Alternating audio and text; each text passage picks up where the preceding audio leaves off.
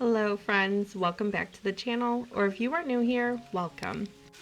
I have been struggling recently with a couple of things, and I know that there are many moms that can be feeling the same way, so let's take some time and talk about it. Before we dive too deep on our discussion for today, I just wanted to fill you in on what I'm going to be doing. So I am going to be making some bagels for the family. I'm hoping to have some for breakfast and then also put aside some for lunchtime. It would be great if I had enough to put in the freezer, but I'm only going to be doing one batch today. I usually will use sourdough for my bagel recipe. However, today I'm going to be using yeast. If you're interested in trying this recipe as well, you can find the recipe down below in the description box. Today I wanted to talk about something that I have really been struggling with, and I know that there are many other moms. I see it constantly whenever I'm talking to other moms, friends, any mom groups that I'm in. I see a lot of time other moms struggling with this, so I figured it was a good topic to discuss with you guys. I know all too often when there are discussions of motherhood and homemaking, it is so common to hear the phrases burnout and mental load. I think the day and age that we are living in, we are constantly exposed to bigger and better ways of doing things. We're pulled in so many different directions, and we often have too many opinions of others, which can leave us feeling at the end of the day like our mind is racing. And lately, this is most definitely how I have been feeling. I had a couple of things hit me this week that seem very simple, so I'm not sure why I've just now taken the time to let them kind of sink in. But as a busy mom who often struggles with burnout and dealing with the mental load, when I came across these topics this week, it was kind of like an aha moment for me, and I figured I know there is so many people that could benefit from hearing these things like I did, and I thought it would be a good thing to share. The first one is not as simple to explain, but it's treating everything as if we were doing it as an emergency. So I came across multiple posts of this week. It was just in my feed. I guess they know exactly what I'm looking for. But at first it took a second to sink in, and then it really hit me like a ton of bricks. This is something that I struggle with for a long time now. It has recently started to kind of catch up with me. I get so caught up trying to accomplish everything every day, and it has caused me to experience major burnout. And I know many of you can relate. As homemakers, we're wired to carry all of that mental load, the groceries, the planning, the shopping for the groceries, planning and making the meals, caring for the children, and everything that comes along with that, cleaning and keeping the house running. It is very easy to get caught up in the day-to-day tasks and trying to get everything accomplished. It ends up with us putting a lot of guilt on ourselves when we end up not getting everything accomplished. And then to avoid that guilt of feeling like that, we often make everything we do into feeling like it's an emergency in order to get everything done. I was recently talking to a friend about how I feel like I am running around like a chicken with its head cut off lately, struggling to get everything done and trying to fit everything into a short 24-hour period. How it just seems like every day I am struggling to keep up in the stage of life that I'm in. And that is about the time that I came across something online about us needing to stop treating everything as if it's an emergency. That was kind of like the aha moment for me, because that's exactly what I've been doing and exactly how I've been feeling. After hearing that, I kind of put that little chunk of information in the back of my head, and I've been kind of testing it this past week. As I'm going throughout my days, I'm reminding myself to take pause, breathe, release that tension, and just slow down. None of the tasks that I'm doing are an emergency. None of it needs to be completed today or probably not even tomorrow. And by giving myself that permission, I can feel that weight lifted off of my shoulders in a sense. There are so many times where other moms ask, how do you get it all done? I'm so stressed trying to manage it all day to day. And in reality, you just can't unless you're running yourself into the ground. I think we as homemakers, as mothers, need to work on rewiring ourselves a little in order to not experience the burnout. Instead of treating every task as an emergency, something that you have to hurry and get done, we need to remind ourselves that it probably isn't that much of an emergency as we are treating it. It might not even be something that needs to be done right then and there. Are we sacrificing our sanity and happiness by rushing around and doing everything? Give yourself permission to slow down and embrace progress over perfection. If you are a part of any mom group, I'm sure you've heard someone mention the infamous, I clean every day to wake up and clean the same things the very next day. I am so guilty of that and often run myself in circles trying to make it to where I don't have to do that. If only I could clean and bust my butt today, I can then rest tomorrow. And you know what? That never happens. I am a mom of 4 kids. We cook almost all meals here at home. We have pets. We do school in this home. We have science experiments and art projects in the kitchen. In this stage of life that I am in with my family, the kitchen will always need to be cleaned. The laundry will always need to be done. The floors need washed, and I can run myself into circles every day doing all of those tasks and burning out, or I can stop treating it like it's an emergency and actually needs to be done right then and there. I often treat things like they need to be dealt with this minute in order for it to not become a problem again. I think that's just us being natural problem solvers, trying to fix something so then it won't become a problem anymore. However, it will in fact become a problem again, most likely tomorrow, by allowing myself the grace, slowing down, taking a breath. I can finally see a little bit more clear. None of it is an emergency. It is all something I can come back to. I can absolutely take my time and I can get to it whenever I come back to it. Like I said, this is something that I've kind of been implementing throughout this past week, something that I've kind of been experimenting with just myself. I have not said anything to anyone. I am just taking things a lot slower and acting as if they don't need to be done right this minute. And it has already had such an impact on that feeling of burnout that I was feeling. I don't feel like every day I have to get this massive list of things done in my head. I kind of just move from one step to the other, and I don't act as if it absolutely has to be done right this minute, or that this massive list that I have in my head even all needs to be done today. So I've kind of started rewiring my brain in a way, not sweating the small things and just really enjoying the moments that I'm in.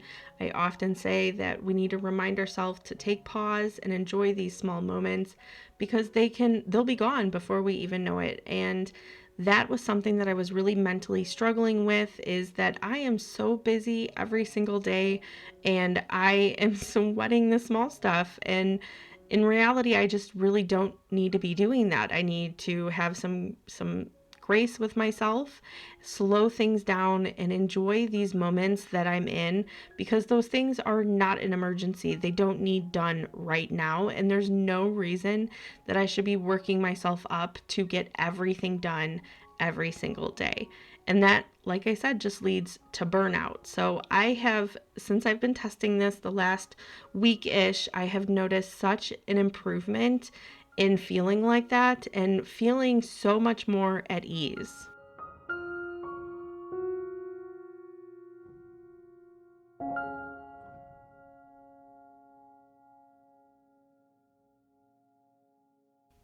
Now, I did say that there were a couple of things that were like an aha moment for me this week.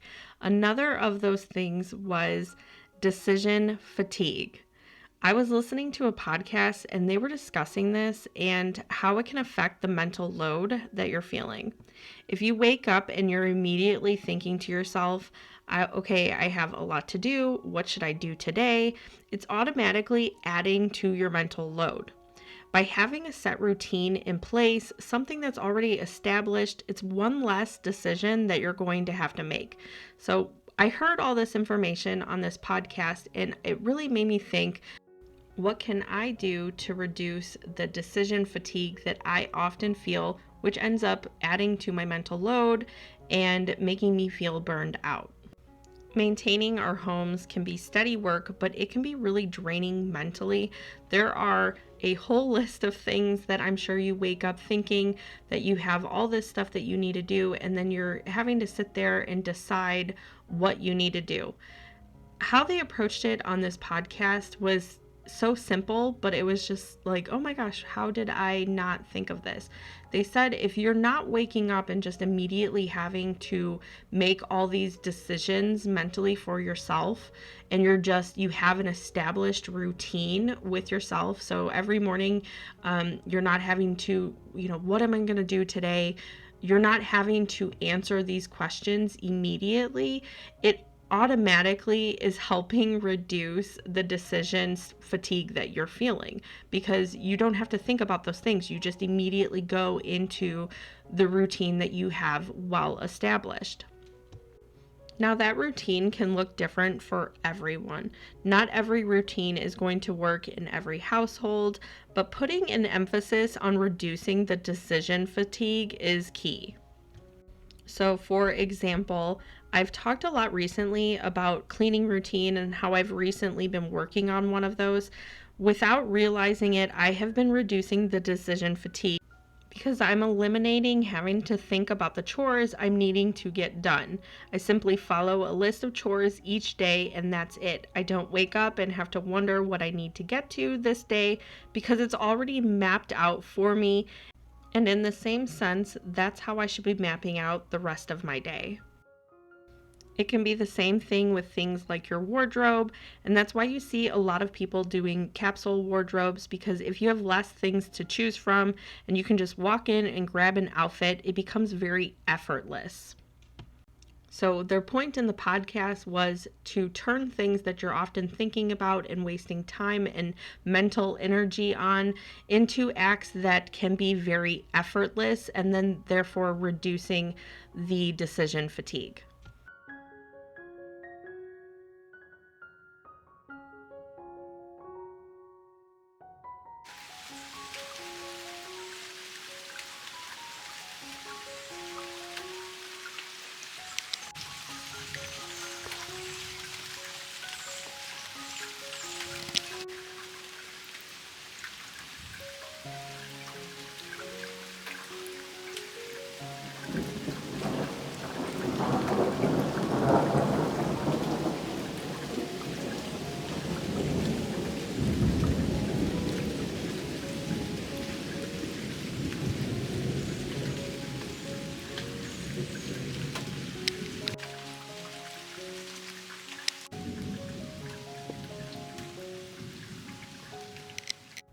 As you can see, it was a very rainy day, but it was so welcoming. We have not had rain in a very long time, and it just makes you feel like it is the perfect start to fall. So I just absolutely love it. But I'm going to go ahead and start with getting dinner going. Now, speaking of dinner, this is yet another thing that can add to that mental load. I know it does definitely for me, but I think a lot of homemakers deal with having the mental load of having to figure out what you're making every day, each week, coming up with those menus if you do that, having to create grocery lists, get the groceries, and prepare the dinner. It just after some time, it really starts to weigh on you and causes burnout I know that I experience it, and I know that it is such a heavily talked about topic in so many different mom groups that I'm in. I came across something a while ago that I think is kind of brilliant and something that I would like to implement into my own routine with cooking. I'm not sure if you have seen her, but there is a mom on social media. She kind of emerged on my page a couple months ago. She has pretty much eliminated the decision fatigue with her meal schedule. She has created a binder, and in the binder, she breaks down all of her meals. And she does it by themes. She has a theme for each day. So, like, Crockpot Monday, Taco Tuesday, Try It Thursday, Fun Friday. She has all these different themes in her binder, and there's a theme per page. And then per page on each theme, she then breaks it down further to have all the different meals on that page. So like for instance, the Crockpot Monday page would have this whole list of crockpot meals. And then Taco Tuesday, it would be a bunch of different taco recipes. So she has a different theme for every day of the week, and I'm sure it is more elaborate than that. I'm sure there are special occasions and stuff like that. However, I have not looked too in depth, but she virtually she's eliminating the decision fatigue because it's not something she ever has to think about. So every week she actually has them in like page protectors, so she can use a dry erase marker. She just goes in every week. She picks the meal from the Monday themed day. She circles that, goes to Tuesday, Wednesday, Thursday. She goes throughout the entire week and just circles the meal that they're going to be having that week. So she effortlessly creates this menu for the entire week. There's literally no thought, no decision making going into it.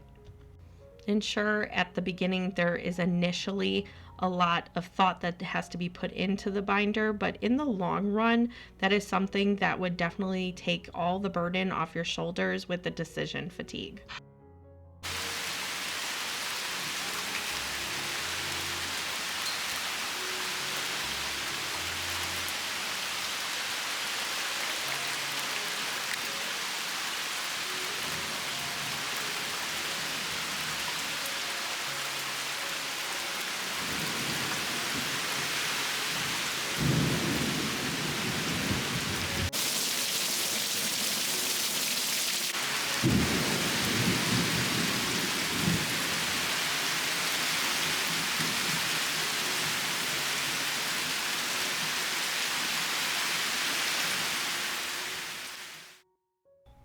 Like I said, not every routine is going to work for every household, and maybe the prepared binder is not something that you would like to implement into your household, but you could still reduce that decision making by instead just doing very basic meals that require no thought, roast and potatoes and veggies, having very simple but delicious meals like that you have on hand usually that you can quickly throw together without much thought.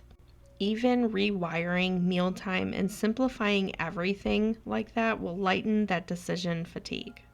Taking these different concepts and applying them to different aspects of our life, little by little, but over time, that will lighten the burden and the decision fatigue. It won't cause you to feel as burned out, and it will take away some of that mental load that you have. So like I said, this was something that I heard and I've just kind of been forming in my head and really thinking about this past week, and how much something like this, just little changes that I can make, how much of an impact that they'll actually have on my health and my life. So that was something that I was really wanting to share with you as I move forward and just kind of test these theories. Like I said, so far they have been really great and they're so simple. It took me a second to really process them in my head and start to apply them to my everyday life. But moving forward, this might be things that you will see me just applying these concepts to different aspects of my life and trying to improve it in all ways. But anyways, you see that I am going around and lighting all these different candles, turning on our little electric candles because the storm is pretty heavy right now and it keeps knocking out our power. I'm trying to race to get dinner done. So I'm going around and making sure that there are candles lit so when the power does go out, we can still see in different parts of our house. So that's what I'm doing here. But also I love how it adds to the coziness, that fall feeling of the rain and how it's darker in the house and just having the candles lit. Oh, I just absolutely love this feeling. It is my favorite time of year. This would be one of the most perfect days for me. For dinner tonight, I'm keeping things really simple and making taco bowls. This is a huge family favorite, so I like doing this. No one complains. Everybody loves everything, so this is a go-to meal, and it's also very easy, so another one I like to do. I am using bone-in chicken because that is all I had on hand. I have the chicken slowly simmering on the stove for a couple of hours. I like to cook it low and slow and really incorporate all those flavors. Now, the juice that it's sitting in is some homemade broth that I made, some water, some spices, all different kinds, mostly like taco seasonings like cumin and garlic, onion powder, chili powder. I also put in a can of diced tomatoes.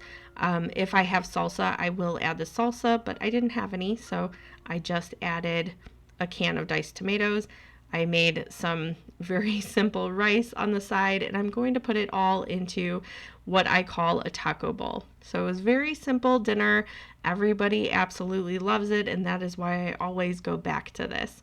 But anyway, that is all I have for you today. Thank you so much for hanging out with me and talking about topics that are very real in motherhood and homemaking. But I hope you have a wonderful rest of your week. I'll see you in the next one. Bye.